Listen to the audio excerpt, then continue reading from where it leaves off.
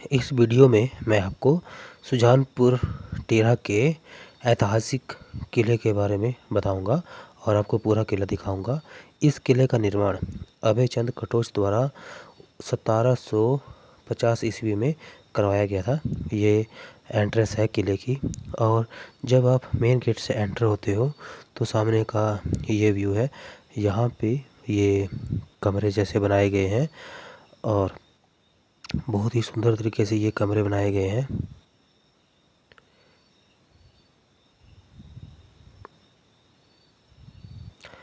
इस किले को आप ध्यान से देखिए, कितनी सुंदर तरीके से इसका निर्माण किया गया है। ये पिलर देख के ऐसा लगता है कि जैसे किसी एक ही पत्थर को उस पे कलाकारी कर करके इसको बनाया गया है। और किले की दीवारें बहुत मोटी मोटी हैं और इस पूरे किले का निर्माण छोटी छोटी ईंटों से किया गया है। इस वाली बिल्डिंग का खासकर देखिए कितनी छोटी छोटी ईंटें हैं। अब सोचिए कि 1750 ईस्वी में कहाँ से ये ईंटें और किस तरह से ये ईंटें बनाई गई होंगी। और ये सीढ़ियाँ हैं ऊपर वाली मंजिल तक जाने के लिए, पर आगे ये गेट लगा हुआ है। गेट का दरवाज़ा बंद है और आगे जाने की परमिशन नहीं है शायद, तो मैं आगे नहीं जा पाया हूँ। और जब आप इस मुख्य गेट को आगे अंदर जाते हो तो सामने ये ग्राउंड मिलता है, और राइट साइड को ये बारादरी बैठक का हॉल मिलता है, और लेफ़्ट साइड को ये बिल्डिंग है।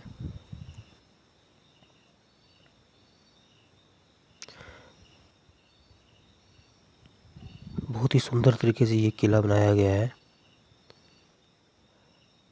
अभी मैं आपको इस फ्रंट वाली बिल्डिंग के अंदर जो कमरे बनाए गए हैं उनमें ले जाऊंगा। अब पिलर को देखिए, कितनी सुंदर तरीके से ये पिलर बनाए गए हैं, और ये पूरे का पूरा किला ईंटों से बनाया है। और इसकी जो छत है, छत लकड़ी के जो बड़े बड़े लट्ठे होते हैं उनके ऊपर जो है, ऊपर इसका ऊपर वाली स्टोरी बनाई गई है। यहाँ से ऊपर वाली मंजिल तक जाने का रास्ता है। अब मैं ऊपर जा रहा हूँ। ऊपर भी गेट लगा है, ये भी बंद है, शायद यहाँ भी जाने की परमिशन नहीं है। तो यहाँ पे ये कमरा है, ये एक छोटा सा गोल सा कमरा है। शायद ये कोई जेल वगैरह होगी उस वक्त की शायद।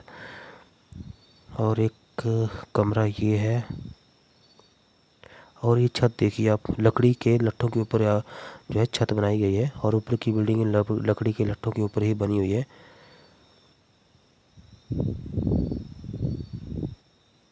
बड़े सुंदर तरीके से ये पिलर वगैरह बनाए गए हैं, कितने सुंदर तरीके से ये पिलर बनाए गए हैं।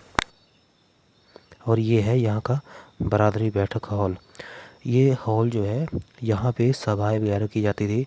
जो भी महत्वपूर्ण जो डिसीजन होते थे तो उनको राजा जो थे, अपने जो भी उनकी मंत्रिमंडल होता था, तो यहाँ पे बैठ के वो जो डिस्कशन किया करते थे, और जो भी महत्वपूर्ण डिसीजन थे यहीं पे बैठ के लिया करते थे। कहते हैं कि यहाँ पे जितने भी ये दरवाजे हैं, जो ये दो पिलर के बीच में जगह है, तो ये हर जो ये दरवाज़ा है, ये हर एक राजा के नाम पे बनाया गया था।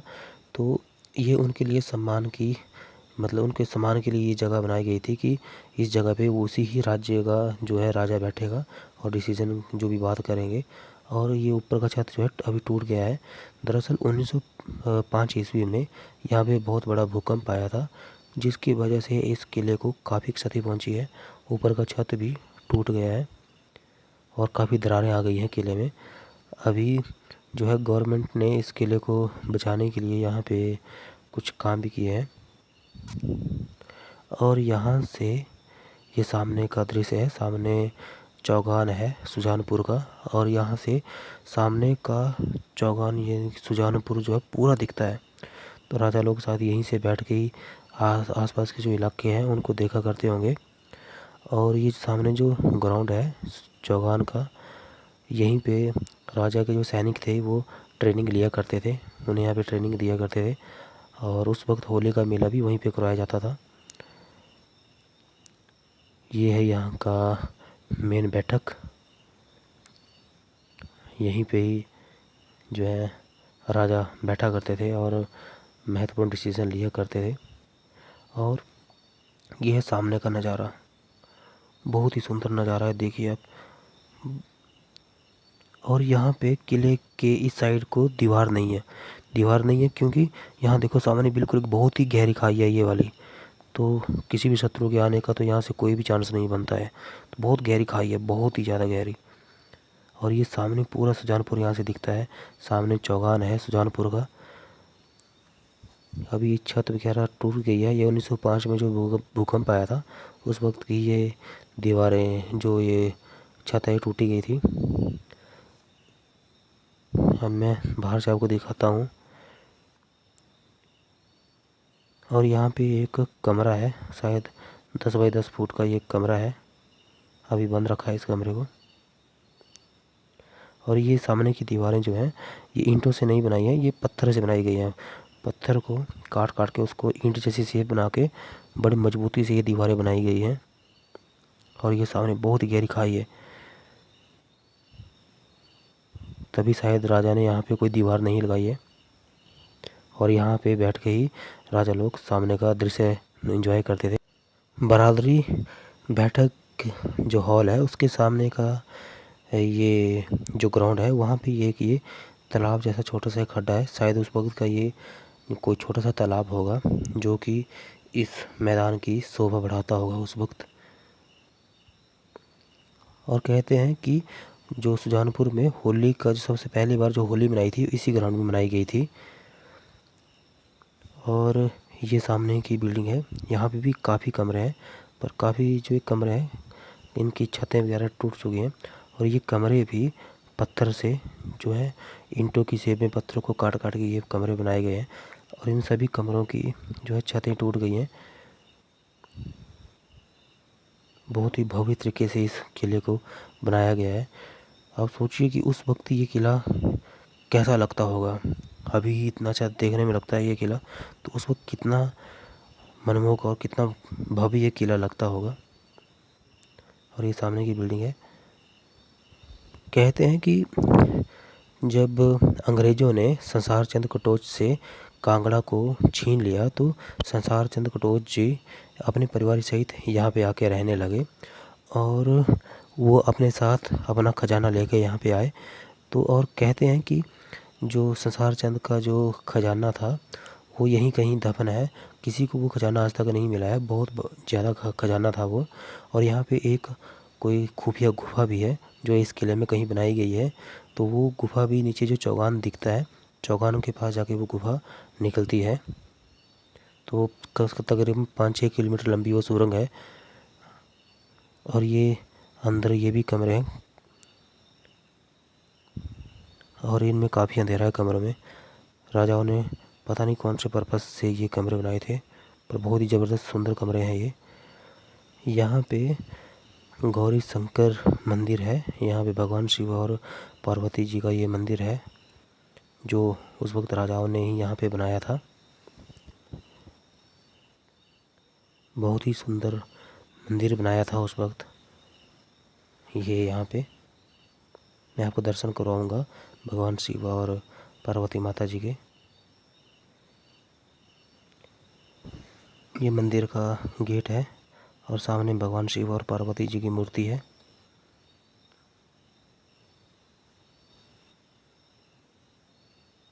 मैं अंदर से मंदिर के अंदर भगवान शिव और पार्वती माता जी के दर्शन आपको करवा रहा हूँ।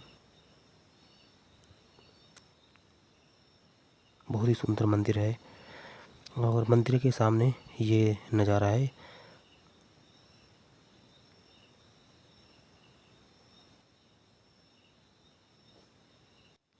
मंदिर के पिछली साइड को ये नज़ारा है, दूर दूर तक यहाँ से आप देख सकते हो।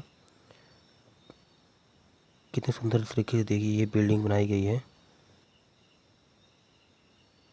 बहुत ही सुंदर तरीके से ये बिल्डिंग बनाई गई है, पर अभी काफ़ी ये बिल्डिंग टूट गई है।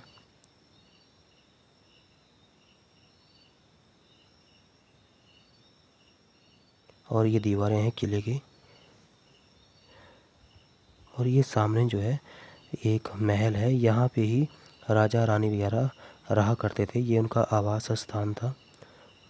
और ये बड़े ही सुंदर तरीके से, देखिए कितने अच्छे तरीके से ये बिल्डिंग बनाई गई है। अभी भी काफ़ी अच्छी लगती है ये बिल्डिंग। और ये भी पूरे पत्थर से ही ये बिल्डिंग बनाई गई है। यहाँ पे ईंटें नहीं लगी हैं, पत्थर ही हैं यहाँ पे लगे हुए।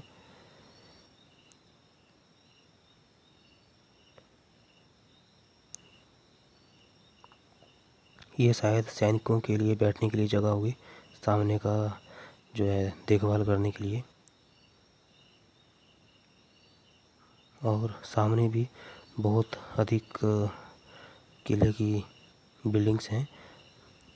और यहाँ पे अभी काफ़ी घास उगी हुई है, क्योंकि बरसात के दिन चले हुए हैं, तो अभी यहाँ पे सांपों का भी बहुत खतरा है, सांप बहुत होते हैं इस जगहों पे। तो ये दीवार है, और यहाँ से हाइट लगभग इस दीवार की 30-40 फुट के आसपास तो है ही। और अभी मैं दूसरी बिल्डिंग में जा रहा हूँ। तो दोस्तों, इस पूरे किले को तो अभी मैं नहीं घूम पाया हूँ, क्योंकि ये काफ़ी बड़ा किला है और हर जगह पे अभी यहाँ पे घास उगी हुई है। तो मैं कोशिश करूँगा गर्मियों में यहाँ पे आने की, जब यहाँ पे घास नहीं होगी, और आपको सामने का भी पूरा किला दिखाऊंगा।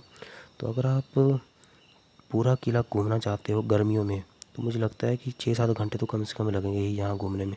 काफ़ी बड़ा किला है ये। और ये इस बिल्डिंग के अंदर की ये कमरे हैं, छतें लगभग हर जगह की टूट चुकी हैं। बहुत ही सुंदर तरीके से देखिए ये मतलब कमरे बनाए गए थे कितने। और देखिए ऊपर की भी छत टूट चुकी है इस किले की। आगे का दृश्य अभी देखता हूँ कैसा है। एक रास्ता ये निचली साइड को गया, नीचे भी देखिए इसके कमरे बनाए गए हैं। अभी मैं अकेला हूँ तो आगे जाने का थोड़ा रिस्क ले ही लेता हूँ। ये नीचे को भी है किला, और ये सामने के कमरे हैं, सामने भी बिल्डिंग है। नीचे काफ़ी अकेली सी जगह है, कोई है नहीं आसपास, तो मैं अभी नीचे जा रहा हूँ, थोड़ा रिस्क ले रहा हूँ। ये भी एक कमरा था शायद पहले का, और अब टूट चुका है। और सामने भी कमरे हैं, बड़े सुंदर तरीके से, देखिए कमरे कितने अच्छे हैं। और ये सामने बहुत कमरे हैं, पर आगे मैं नहीं जा रहा हूँ, क्योंकि सांप वगैरह का खतरा है यहाँ पे। तो दोस्तों, ये था किला।